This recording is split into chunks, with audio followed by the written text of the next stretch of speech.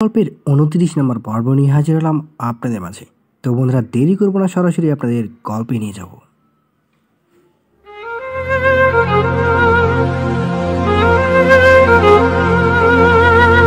পাখি আমার জীবনের এই কালো অধ্যায়কে আমি একদম সামনে আনতে চাইনি, আর না চেয়েছি তোমায় আঘাত করতে।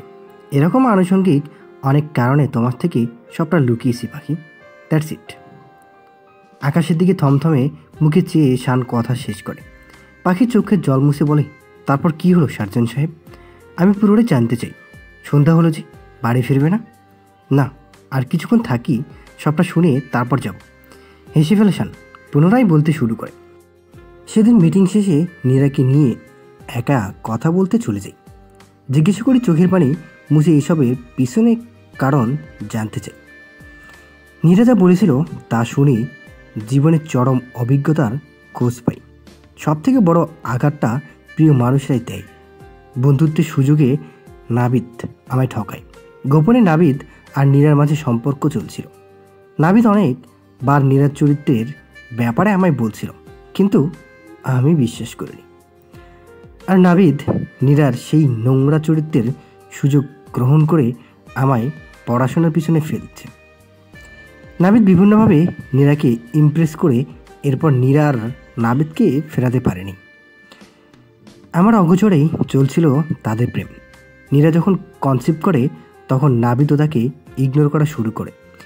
নীরা সমাজ আর নিজের ক্যারিয়ারের কথা ভেবে বাচ্চাটা নষ্ট করে ফেলে। পরিশেষে দুজনে আমার বিশ্বাস নিয়ে খেলেছিল। সেদিন নীরার সাথে কথা বলার পর আর পিছু ফিরে তাকাইনি নীরার দিকে। সোজা চলে এসেছিলাম রুমে। ফিরে নাবিদকে কিছু বলার ক্ষমতা ছিল না আমার। কেমন যেন বোবা হয়ে গিয়েছিলাম। শাওয়ার নিয়ে উপাচার্যের সাথে কথা বলে হোস্টেল রুম চেঞ্জ করেছিলাম শুধু। এরপর না রেখেছি নাবিদকে আমার লাইফে, আর না নীরাকে। শুধু পড়ার পড়া। মনে হয়েছিল জীবনে কিছু করা উচিত, যাতে সামাজিক শ্রেণীভেদে আমাকে দেখতে সবার মাথাটা উপরে তুলতে হয়। এরপর আর কি শুরু ফাইনাল ইয়ার এক্সাম। ডানবাম কোথাও তাকাইনি। নিজের কষ্টার্জিত ধ্যান ভাণ্ডার একত্রিত করে পরীক্ষা দিয়েছিলাম। অনেক ভালো পরীক্ষাও দিলাম। টপ রেজাল্ট আসলো। নাবিদেও রেজাল্ট মোটামুটি ভালোই আসলো, সাথে নীরারও। হয়ে গেলাম MBBS ডক্টর। এবার পালা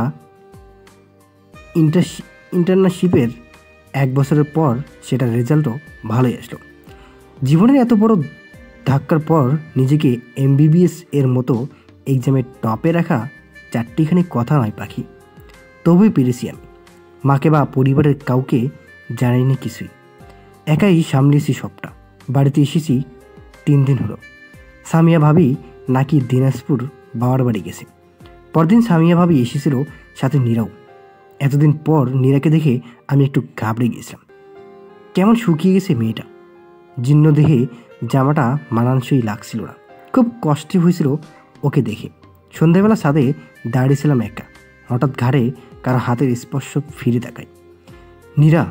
নীরা পাশে দাঁড়িয়ে হুট করে আমার পা জোড়া ধরিয়ে হাউমাউ করে কাঁদতে শুরু করে। আমি হতবিহলের ন্যায় দাঁড়ানো। আমার ভুল হয়েছে শান। আমি তোমার সাথে অনেক বড় অন্যায় করেছি, ঠকিয়েছি তোমায়। নাবিদের কথায় আমি ওর ফাঁদে পা দিই শান। এরপর ও আমার সুযোগ নিয়ে আমায় নিঃস্ব করে দেয়। বাচ্চাকে রাখতে চেয়েছিলাম, নাবিদ ভয় দেখিয়েছিল বলে নষ্ট করতে বাধ্য হই। আমি মাফ করে দাও শান। একটা সুযোগ দাও তোমার জীবনে ফেরার। ট্রাস্ট মি, সবটা ঠিক করে দিব। আমি বুঝতে পেরেছি কে আমার সত্যকারের ভালোবাসা। নীরা হেঁচকি তুলে কান্না করছিল আর বলছিল, আমার কি হলো জানি না।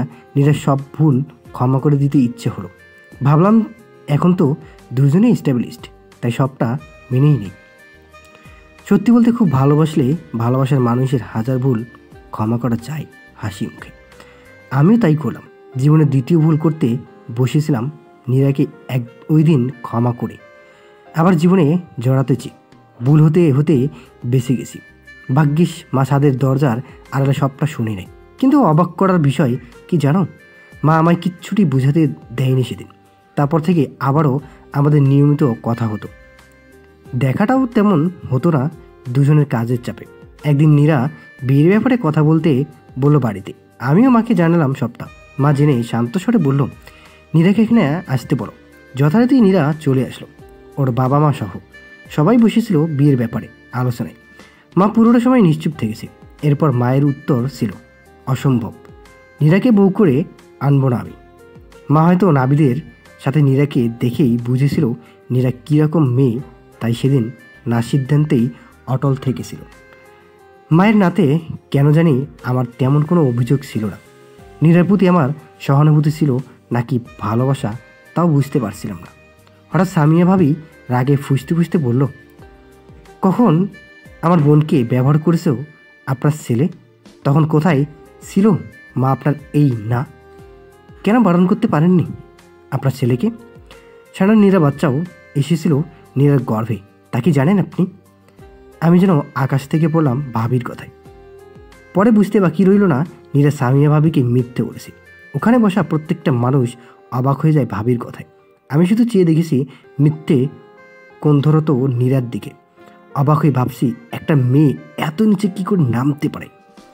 কিভাবে বলবো সবটা সবাইকে? নীরার ব্যাপারে নিজেরই লজ্জা লাগছিল। আমি জানতাম এরকম কিছু একটা ঘটবে, তাই আপনাদের এখানে ডেকেছি।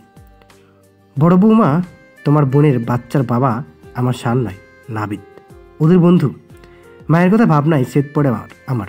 এরপর মা ছাদে দাঁড়িয়ে আমার শোনা সবটা কথাই একে একে সবার সামনে বলে দেয়। কিন্তু পরিশিষ্ট কি দাঁড়ালো? নীরার ফ্যামিলির কেউই আমাদের কথা বিশ্বাস করছিল না। স্বামী ভাবিও না।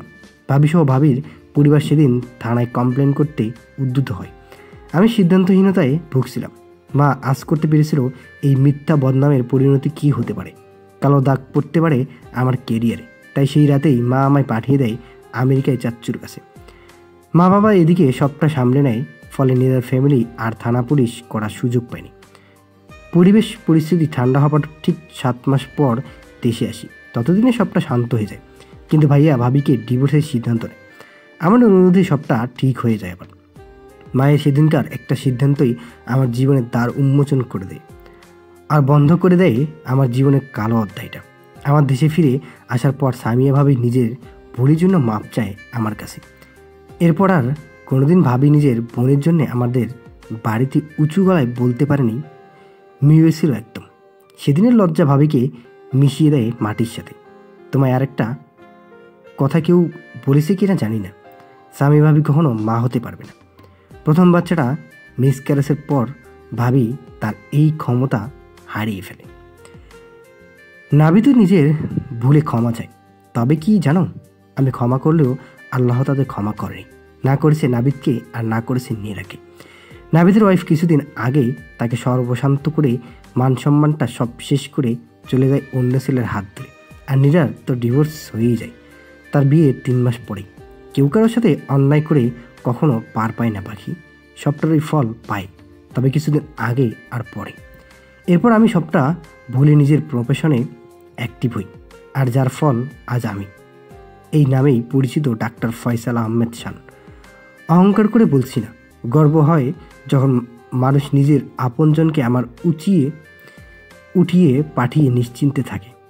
শান এবার পাখির কাছাকাছি এসে বলল, আর রইল বাকি তোমার অসুস্থতার কথা। হ্যাঁ, তোমার সামান্য একটু সমস্যা ছিল, যা পাপড়ি আমায় নীরার কাছে যেতে বলেছিল। যাই হোক, তুমি সুস্থ হয়ে গেছো, এটাই বেশি। তোমায় করুণা করি না পাখি, মায়ের সিদ্ধান্ত কখনোই ভুল হতে পারে না, এই কথার উপর বিশ্বাস রেখেই তোমায় কাছে টেনেছি। কবে যেন ভালোবেসেছি জানি না পাখি, আর এবারও মায়ের সিদ্ধান্তই জিতে গেছে। সাহেবের অসুস্থতার কথা শুনে বলে পাখিকে, এবার বলো পাখি, আমার কি দোষ? কেন অবিশ্বাস করেছিলে আমায়? কি শাস্তি দেবে বলো? তবে যাই হোক, করো না, আমায় ছেড়ে যেও না। ইনফ্যাক্ট ছেড়ে যেতে দিবই না। তুমি না চাইলেও আমি বাধ্য করব আমার সাথে থাকার। শান পাখির মুখোমুখি এসে দাঁড়িয়ে কথাগুলো বলে।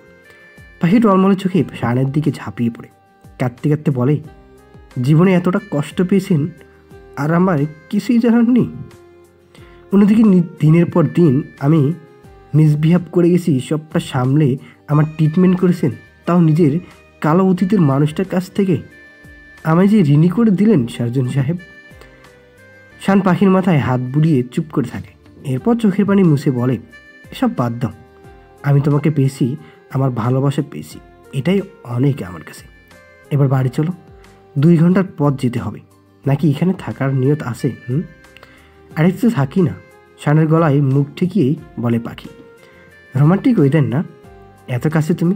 আমার কিন্তু সামথিং সামথিং হচ্ছে, দুষ্টুমির স্বরেই বলে শান।